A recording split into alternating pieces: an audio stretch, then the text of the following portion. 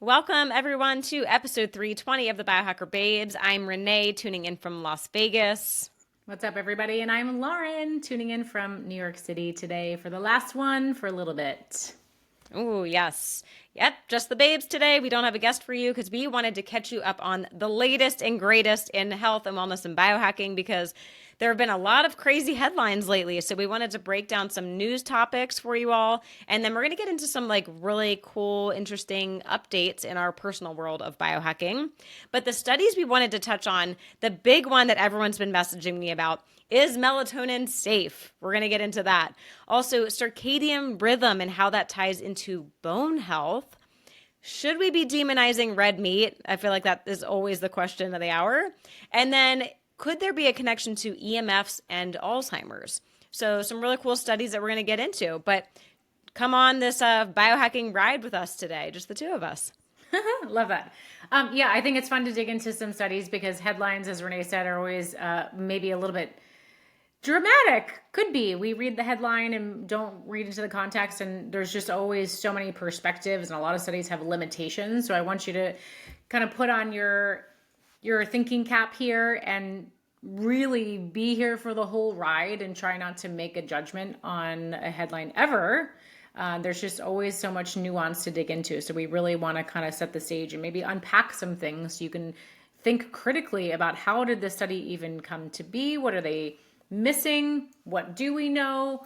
And then you can actually make decisions for, does this apply to me? Can this be integrated into my life? Does it matter? Does it not? Rather than just getting the too long didn't read version, and then you go off on this story and this myth that is maybe not the entire truth, right? Yeah, and that's definitely the case for the first one. So think melatonin is safe. Lauren, tell us about this study. What happened with this? TLDR.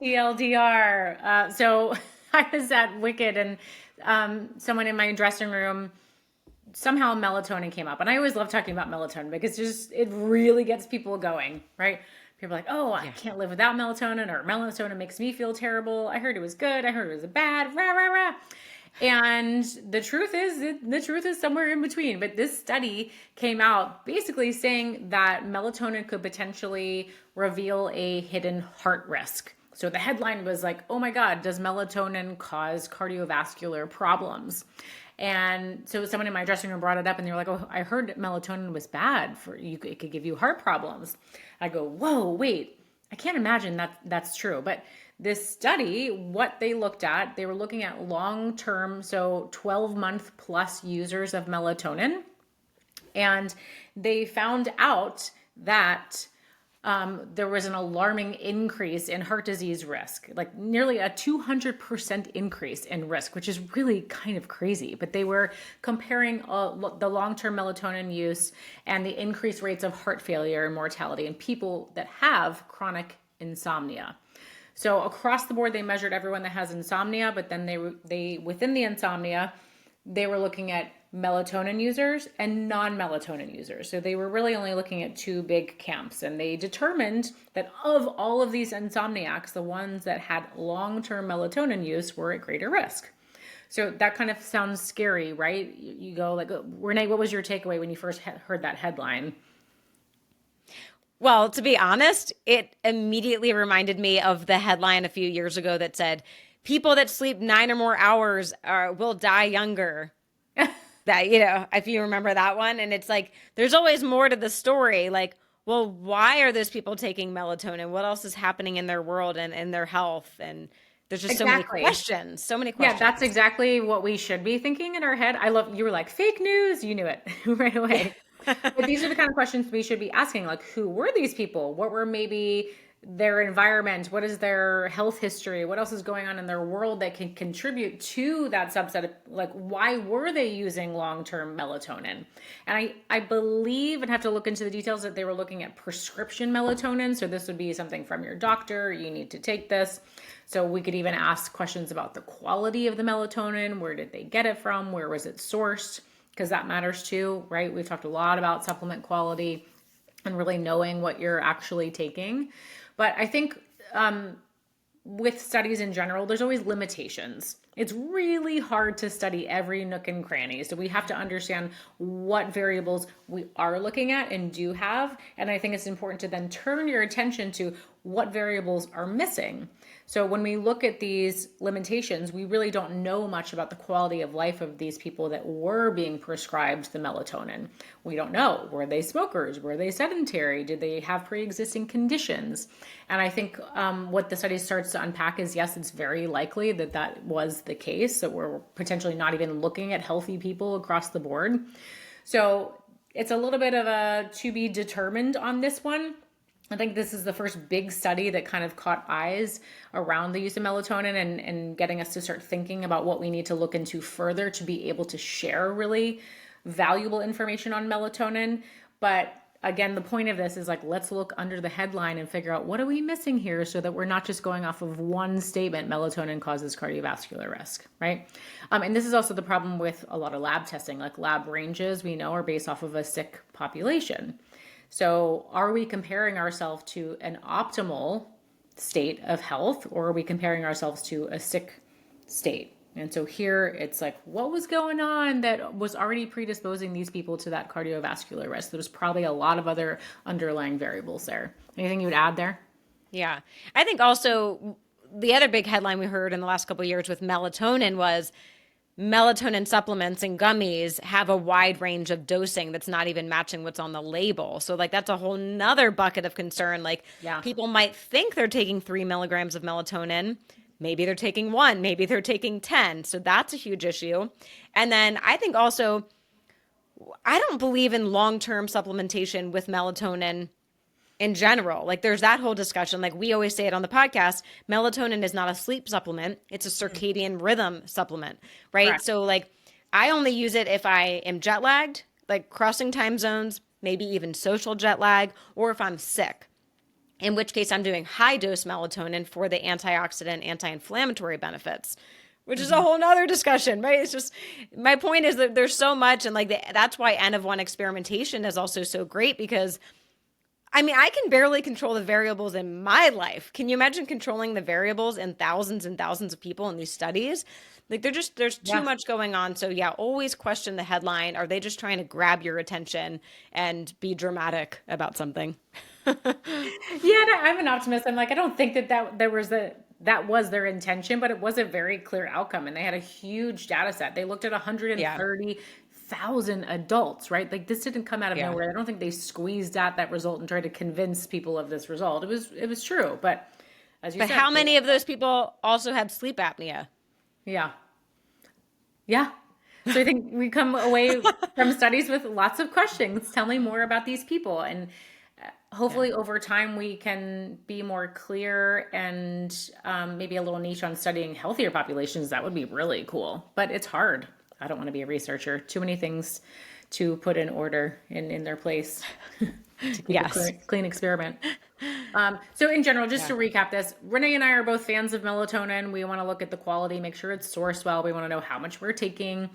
And as Renee said, this is not something we necessarily want to use long term. I personally will use it when I'm crossing time zones, if I'm dealing with an illness, like it is very specific and acute. So if you are finding that sleep supplements in general, you're really relying on them long term, we got to get to the root of what's happening there, because our body shouldn't have to rely on an exogenous supplement. We should be able, especially with sleep, to reset circadian rhythms, get our sleep hygiene really clean and optimal. And if there's something else going on there, let's figure it out. Well said. So circadian rhythm on this topic. What the heck does circadian rhythm have to do with bone health? Yeah, it's so cool. I'm seeing more and more studies coming out about circadian rhythm, linking it to different things. But this is the first time I heard about it actually playing a role in regulating bone breakdown and repair. So we know our bone is constantly being broken down and rebuilt, right? That's a natural cycle. But so this actually looked at bone resorption. So that's how your body clears out the old bone. And they found that it actually rises and falls within this 24-hour clock. So it's not like a steady thing. And they found that for people that had poor circadian rhythm, right, which we talk about a lot, that could be from, it could be from shift working, it could be from just poor sleep hygiene, could be from blue light exposure, all these things. in that group, they found bone loss increases even if they were like exercising and eating well. So just having the poor circadian rhythm was impacting their bone health. And I'm like on this like kick about bone health ever since we did the REM scan. We had Dr. Doug on the show. I think this is a really big issue and we need to be talking about it for younger populations. This is not something that you worry about in your 60s and 70s. So, and then here comes melatonin. They did talk about using melatonin to restore circadian rhythm, which then improved bone density, reduced oxidative stress, and strengthened the bones. Perfect case for melatonin, right? We're talking about restoring circadian rhythm. So, not sleep, circadian not sleep. rhythm. Yeah. So, very interesting. One more thing to think about when you're talking about bone health. And oh, this is an interesting statistic too. Osteoporosis affects more than 10 million Americans. Yeah, it's a problem. So, anything else you would add?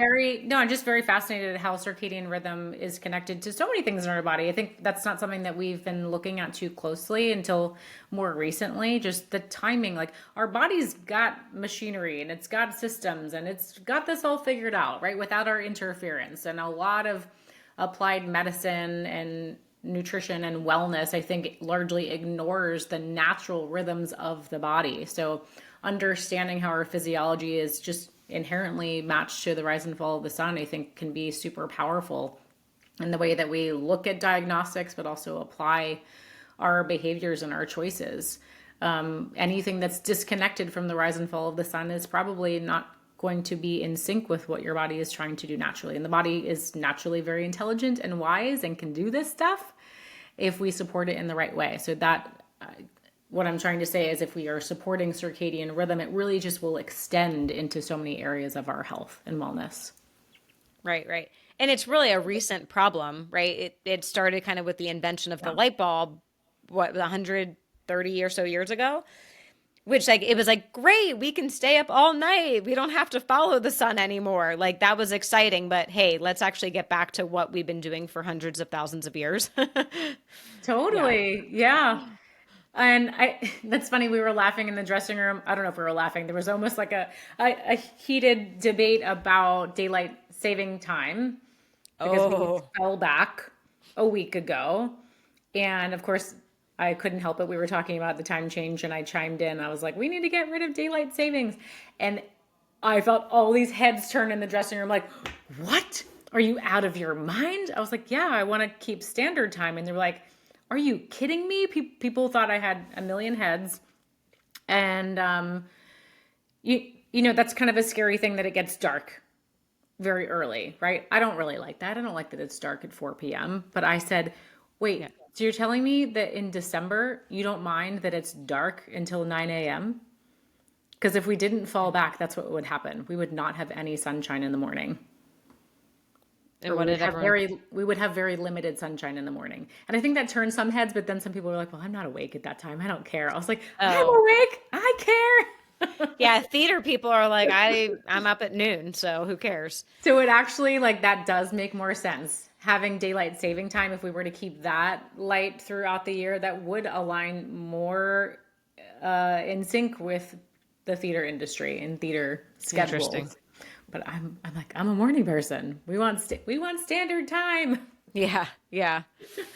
We'll see if that ever changes. I know. Stay tuned. Yeah. Okay, next up, we got a little headline about red meat. And this one I thought was very cool that it made it into the headline, because when I dug into the actual study, there was less about red meat and more, this study is about quality of diet, quality nutrition. They were basically comparing the benefits, irregardless of macronutrients like protein, carbs, fats. We were looking at the quality of the food or the quality of the macronutrients and comparing how does that actually land and express itself through health in the body. So they measured what they called a higher diet quality, HEI, versus a lower diet quality. And basically they found just across the board, there were more favorable health outcomes regardless of whether or not they included red meat. The higher diet quality, like just by a landslide, really showed more benefits to overall health. So, and then when we added in the red meat, there was a small extra little bump for brain health micronutrient adequacy. So we were getting more uptake of these micronutrients, things like zinc, B vitamins, selenium, magnesium, like all of these amazing rich nutrients that we get from animal foods like eggs and meats and organ meats in particular. So the brain was able to uptake them. So we had a high load of micronutrients compared to the lower quality. And without even sharing any more about this study, what I think is very cool is that red meat has been demonized for so long. And this is sort of a let's open the door into talking about quality.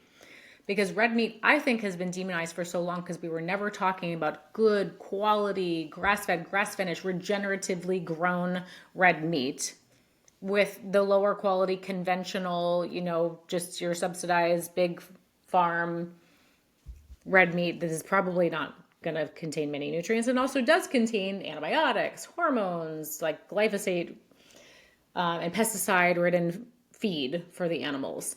So we are finally starting to look at quality. Quality matters, right? Big time. And then we got a little bit of a boost showing that we get a little more brain nutrients when we add in the red meat. But the takeaway was really quality matters above all else.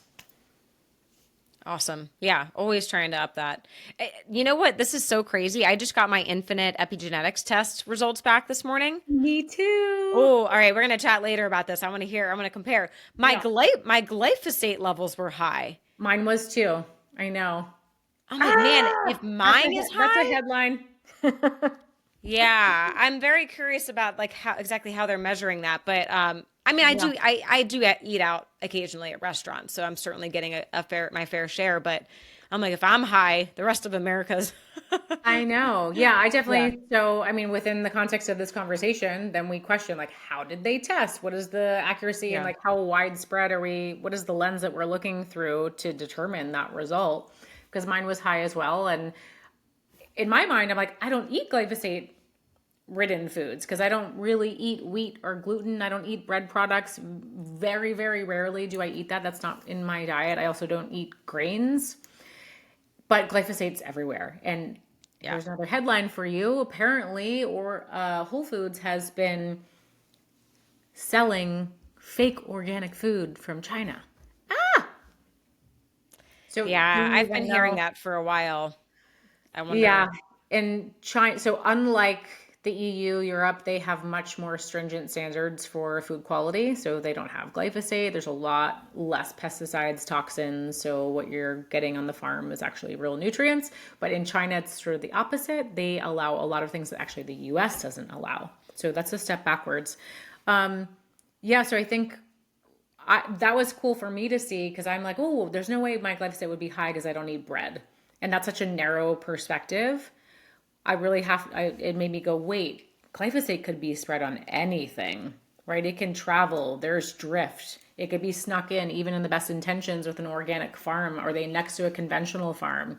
Do we even know where that organic food is coming from? And if you're like, oh my God, why am I even going to try to buy it organic anymore? I do still think it's worth it. But the end result, I think, is like, let's get us all to supporting local regenerative farming where you know the farmer. And I'm not there yet. I'm trying.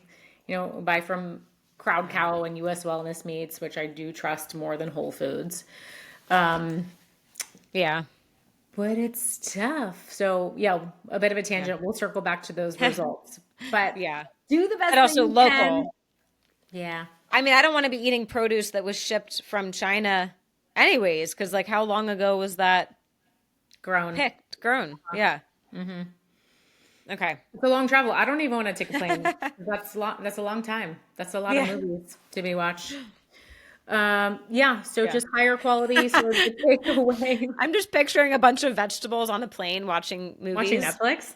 Yeah, with like a cucumber with little headphones on watching movies. How many times did you watch Titanic to get here? So just to wrap that one up, quality matters, even if it's still a little scary and there's not full transparency. Keep doing your research, keep advocating, and keep just trying to get closer to knowing where your food is coming from. Red meat, in my opinion, is not the bad guy. I think there's a high density of nutrients in a smaller amount of food when we eat red meat. And oh, I missed one part. We actually showed in the study that there was a lower risk of cancer as well with a high quality diet with red meat. So it's just interesting to turn the page, and maybe we're going to stop demonizing red meat so intensely. Yeah, it's getting better. Yeah, for sure. Okay. One more study. So EMF from Wi-Fi devices could have an indirect impact on the regulation of genes involved in Alzheimer's disease, particularly those related to oxidative stress and cellular homeostasis. Okay, so what does that mean? So first of all, as far as Alzheimer's genes go, ApoE is the big one we always talk about. There's also GSK3B. So these are just genes that we can turn on, turn off. They can increase our risk for Alzheimer's, but if we do all the healthy things we know to do, we can turn those off. This study in particular was looking at, so Wi-Fi, which is 2.4 gigahertz, electromagnetic waves, they actually found that they influenced both of those Alzheimer's genes. So, what's the takeaway? I mean, we recommend that everyone reduces their exposure to EMFs, right? Get off your electronics as much as you can. Distance is your friend. Speakerphone on your phone. No electronics in the bedroom when you're sleeping, because actually your brain waves are more sensitive to the EMFs while you're in restorative sleep time. Mm-hmm. So yes, if you have these Alzheimer's genes like we do, maybe pay extra attention, but I think we all need to be really watching the EMFs as much as possible. Turning off your Wi-Fi router overnight, maybe wearing some protective thing like the Haven clothing when you're flying. There's extra radiation then. There's a lot we can do. Defender Shield, Bond Charge, they have really great products as well for protecting you. But yeah. I get a little overwhelmed with these conversations because I'm like, there's Wi-Fi everywhere, especially like being in New York City. I don't have a lot of choice. I'm in an apartment building right now, and I check the Wi-Fi networks, and it's like 27 different networks. I'm like, oh my, they're all trying to connect with me. I don't want to connect. But I think like a good rule of thumb and what makes me feel better is something to focus on is just like distance is your friend. So I really try as best as possible to avoid putting the phone in my pocket, or I avoid putting my phone to my head for a conversation. Like Renee said, always using the headphones. Even on my computer, like I've started sitting a little bit further away, not just for the Wi-Fi, but for my eyes.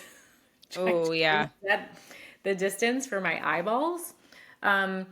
So I don't think it's something we can escape completely, but protective clothing. And I think just remember distance.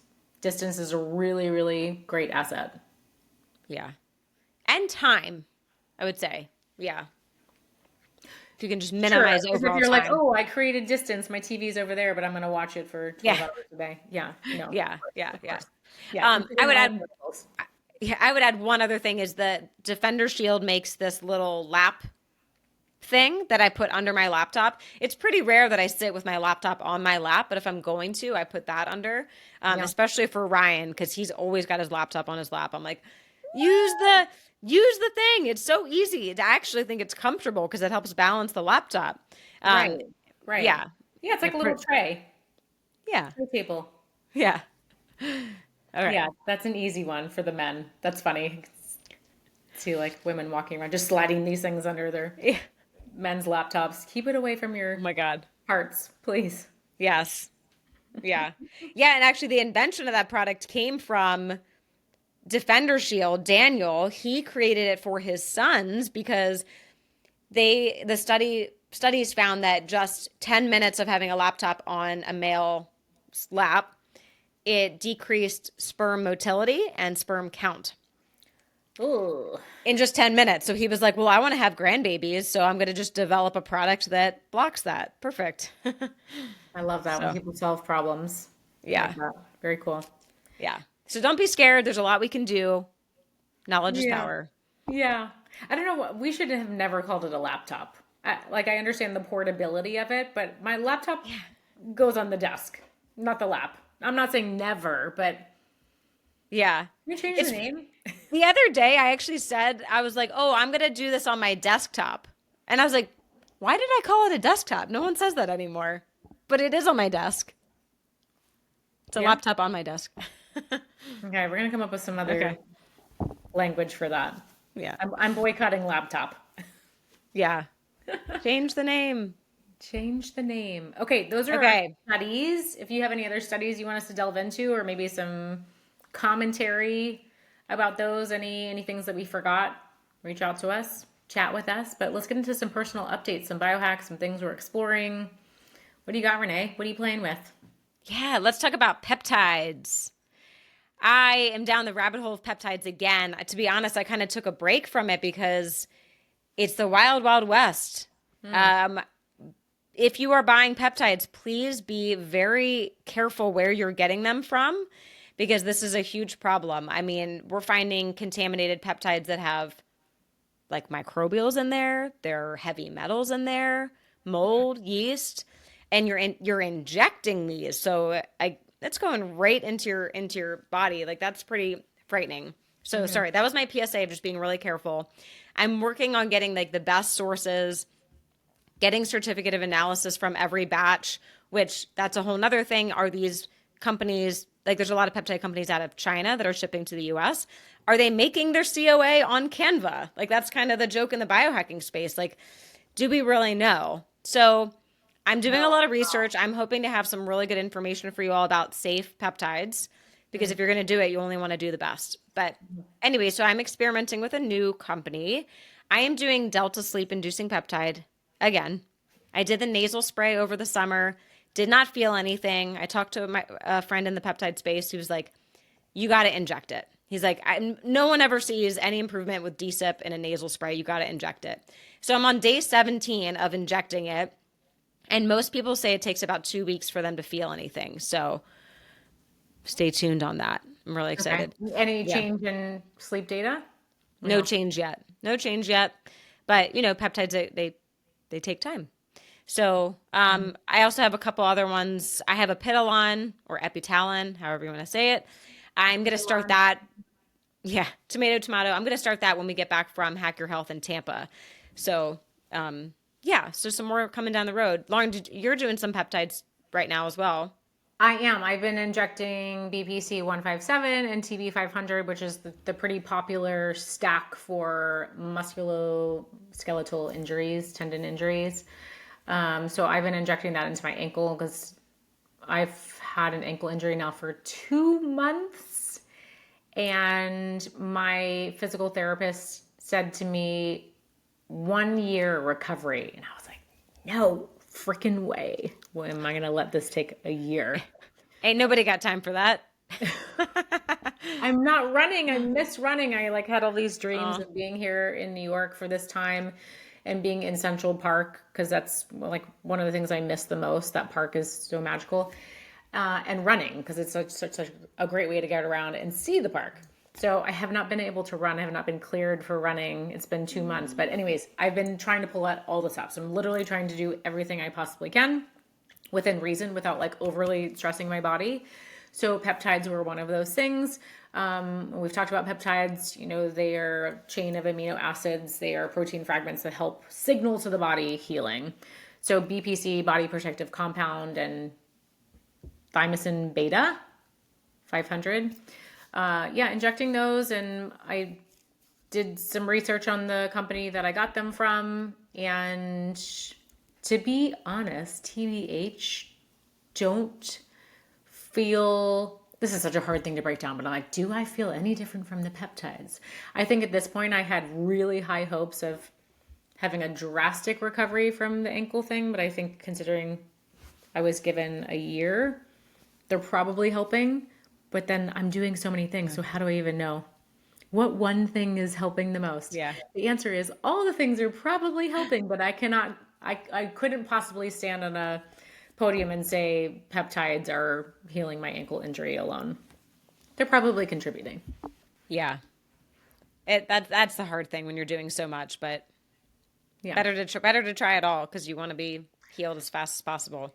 Yes, and I feel like on the show we talk about how we want to try things so that we can then share with you what works. And to do that, I would have to isolate a variable. But right now, I'm being selfish because I want to get over this injury, so I'm not going to try that in isolation. I really want to pull out all the stops. So I think sometimes Yeah. we can ebb and flow between those things. Can I really clear for all the variables and do a clean experiment so I know, is this moving the needle for me? Or are there acute situations where you're like, I've done my research on this. I know how these kind of all fit into the puzzle. This is what I'm willing to do in this period of time because I do want to pull out all the stops. So I'm in that Yeah. camp right now. Yeah. I mean, I think there's a ton of great research on peptides. I mean, you can go online and hear amazing testimonials and stories too. So I think it's worth doing. I'm gonna do that stack for my surgery in a couple weeks. So, Okay. and actually, that's kind of a clear experiment because my January surgery and my June surgery, my face blew up like a balloon. So I feel like this is a clear experiment. And you didn't have them We'll last see. time. I did not. I was taking BPC and KPV capsules, but Right. I was not doing it. Well, and most of the research points towards the BPC capsules being more directed towards gut healing, where the Right. injectables, it's gonna get into blood flow circulation and go to the site of injury. Basically, your body's intelligent and will send it where it needs it the most, which is cool. Yeah, for Yeah. sure. Any other peptides Okay. on your side?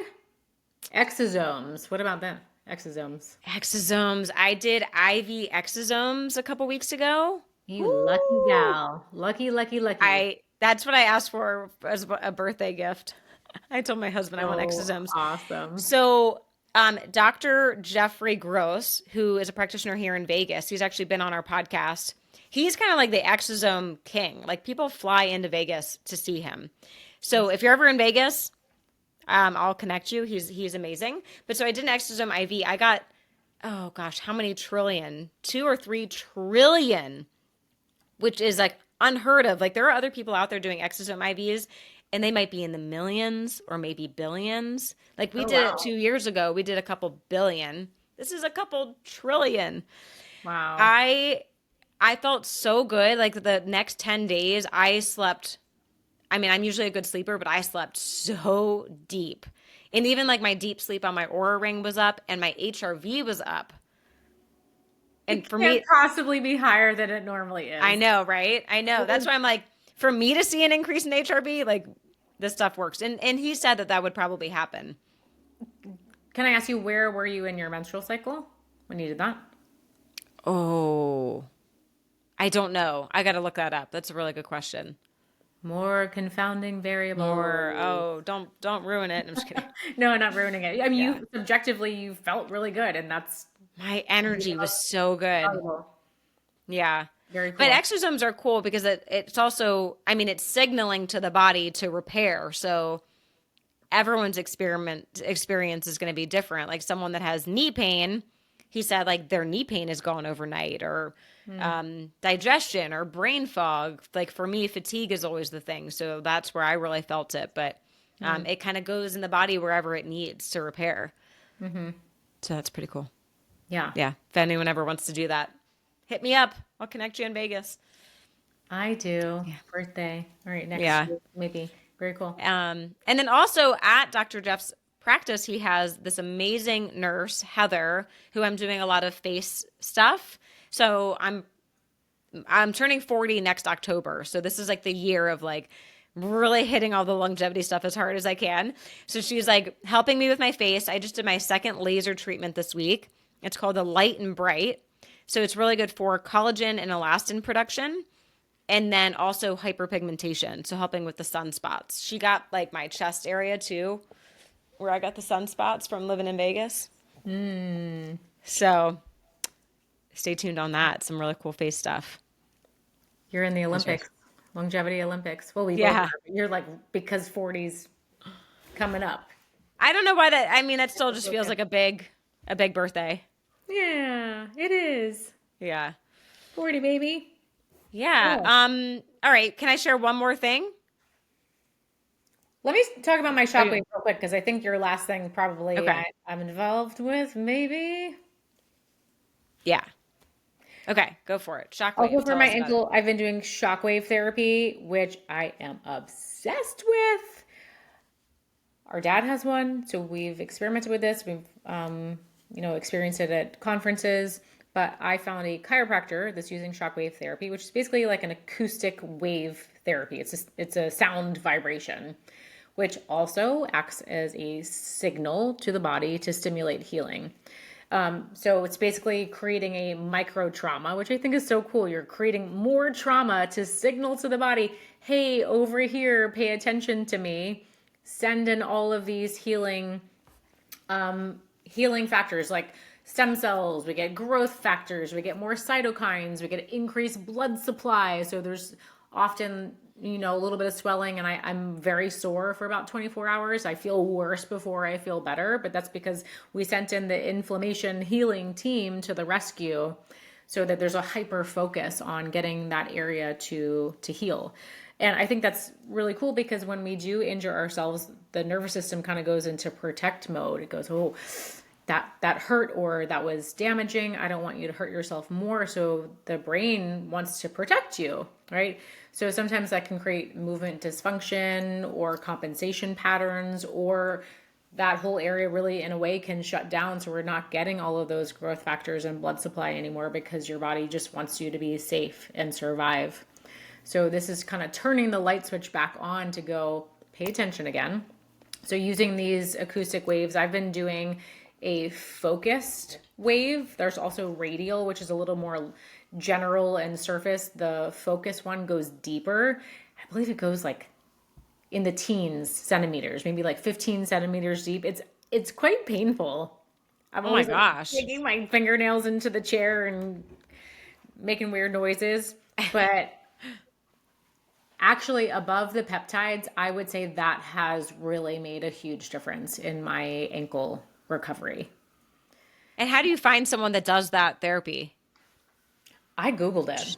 I Just Googled and shockwave then, therapy? yeah, I just Okay. Googled shockwave therapy, found a chiropractor that offered it, read a bunch of reviews, and decided to go in and give it a shot. And I felt really comfortable. I felt like the chiropractor looked at me as a whole and wanted to understand and put the pieces together with me, and then could explain what shockwave did. And I was like, I'm in. I'm in. So I've been Awesome. doing it twice a week since I hurt my ankle. And I think my evidence that that is helping is the feeling that I get like within 24 hours, I feel more sore and pain. And then I actually get a wave of relief for a little bit. But then of course I go do the show or rehearsal. So it's honestly, it's like 5 steps forward, 1 step back. There's always a little bit of, we're going back once we get on stage and stuff. But shockwave is really cool. And it's just a sound therapy. That is so cool. Yeah. Yeah. So if you're dealing with a chronic or acute injury, I think shockwave can apply to both. Maybe just like another therapy for you to look into, and it's possible your chiropractor has it, or I know physical therapists that have it as well. So just something else for you to explore if you're listening and you're like, oh man, I've been dealing with this and nothing's moving a needle, or maybe my body forgot how to heal this part of my body. You turn the lights back on. Yeah. Cool.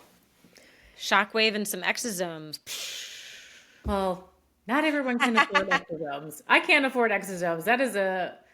I know. That It's is a financial commitment, but hopefully over time they're going to become more and more accessible. Of course, we're yeah. sort of initial stages. Research is just really becoming more mainstream, but hopefully at Yeah. some point we can all I figure mean, out. the price has already come down just in a couple years, so it'll keep going that way. That's Yeah. great. That's very hopeful. That's Supply exciting. and demand. Yeah. All right. What's the last thing you're doing? Okay, I have to share that I did the Prenuvo scan because we've wanted Yay. to do it for And so I'm doing long. mine next week, but you already have your results. I do. I do. I got the results really fast. Takeaway, my scan looked really nice, the doctor said. Like, But no what is Prenuvo? masses. Can you do a quick overview? What Oh, is yeah, it? yeah, yeah. Sorry. So it's a full body MRI scan, and they are really coming from the angle of prevention. So being proactive. So, like, insurance doesn't cover this. This is cash based. But the thought is if we can be catching things early on, we can be saving lives. And I know a couple of stories. Someone I know, she was actually working in the industry and she did it, and they found stage 3 breast cancer. And she didn't have any symptoms, and she was able to get treatment, and she's doing well now. And then another friend told us a story. They found it was early stage lung cancer, but she had surgery and now she's doing really well. So they're finding things early. And Did you tell me that that lung cancer story was not someone that smoked? Did I make that up? she didn't smoke. She was a marathon runner. No health problems. So Yeah. not even on her radar at all to look for that. No. So I mean, interesting. lung And cancer. when you told me that story, I had chills. I was like, oh my God, I don't think I want to do the scan. Because it's like, okay, you're going to be faced with some information potentially, but as you said, if we're catching it early, this could be such a gift. And then we have information we can work with rather than something just slapping us in the face one day. And then we have less and less options and time. So I know not everyone wants to be that proactive and know things. I know plenty of people, they're like, nope, I want to live my life. I don't want to know. And so, you get to opt in wherever. But if you are someone that maybe has a family history, or you're just like, let's do it. We know that there are opportunities. We know that there are approaches and healing modalities that can help with whatever information is presented. Then let's go. Yeah, yeah. And I totally understand the fear. Actually, after getting my results, I'll share a little bit more about the results. I totally get the fear. And I'd be lying if I didn't tell you all that there were times this week that I was like, damn, I kind of wish I didn't do the scan. Really? I believe that. Yeah. So, and also just back to like the prevention side, like we know like stage 1, stage 2 cancer, like there are treatment options. Stage 4, when you typically are symptomatic, it's really hard. So I think that's a good message there. But okay, so for me, the thing they did find that was really shocking is I have a massive kidney stone.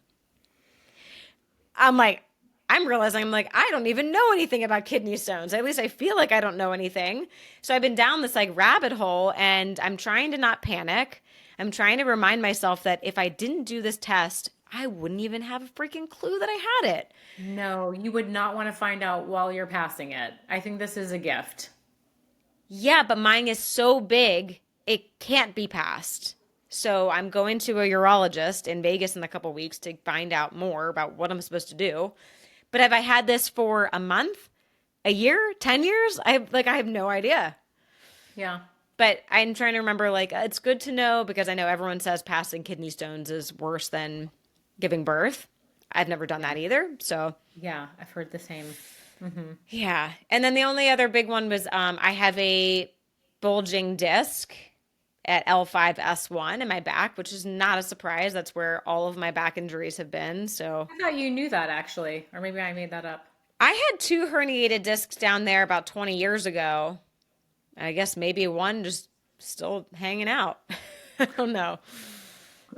But yeah, the test, they look at, I think, over 400 things. So, I mean, not just cancer, but like brain aneurysms, spinal stuff. I mean, kidney, pancreas, intestines. They're looking at so many things. So I think if you can afford it and you have the mindset for prevention, I think it's worth doing. Yeah, I think so too. I definitely paused on scheduling it because of the cost.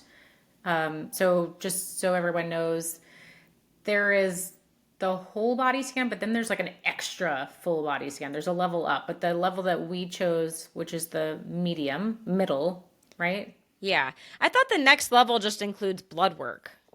Oh, maybe I read that wrong. Well, it was quite a jump in price, so I never even considered it. But the middle level, which is a full body scan, it's comprehensive, is 2,500. And there are discounts out there. Like you can pass on a discount after you do it. Like Renee passed her discount on to me. I can now pass it on to her. I think I can share it with as many friends and family members as I want. I think. That's cool. So if anyone is interested, email us at biohackerbabes@gmail.com. I can just send you the link. Yeah. But I did that. I got a $300 off code from another friend. So that's cool. They are kind of like sharing that along. Helps a little bit. It helps a little bit. It's still a price tag. And so, I did have pause, but I kept thinking over and over again, like, what if there's something that hits me in the face down the road, and then I have massive medical bills that are going to far surpass this $2,200 scan that's going to give me so much information. Yeah. And again, not for everyone. It's maybe you're not ready for it. Not trying to convince anyone. I'm just sharing my inner monologue here that I really had to rationalize. Like, no, financially, this is nothing in the scheme of what it could prevent and really avoid in terms of long-term health costs. Yeah. Being sick is very expensive. Yeah. I'm seeing some of those bills from a family member right now. It's not cheap. Yeah. Yeah, family members. And then just I've seen so many clients that have spent their life savings and are in incredible debt because not that they waited too long, but health can be confusing. And I think if we keep leaning more on the prevention side, we are actually gonna save ourselves a lot, not only financially, but emotionally, mentally, save time. So Yeah. lots of arguments for that, but I guess I'll share my results when I get my Prenuvo, but I'm so proud of you for doing it. And it was an easy experience, right? You watched Netflix, you watched The Crown for an hour, and then Oh, you it's were so done. cool. Yeah, when you check in, so you have to fast for 4 hours. That's like the only thing you got to do. But when you check in, they say, "What would you like to watch on Netflix?" You literally tell them the show, the season, the episode, and they have it ready to go. Because That's awesome. you remember MRIs, it's like that. Wow. They give you earplugs and then they give you headphones with the Netflix on it. So it's not like watching Netflix at home, of course, but like it makes it so much better. Like the So could 45 you minutes. not hear the gong, gong, gong, gong, gong, gong, gong? You You couldn't hear could that? hear it a little bit, but it was like the same volume as the Netflix.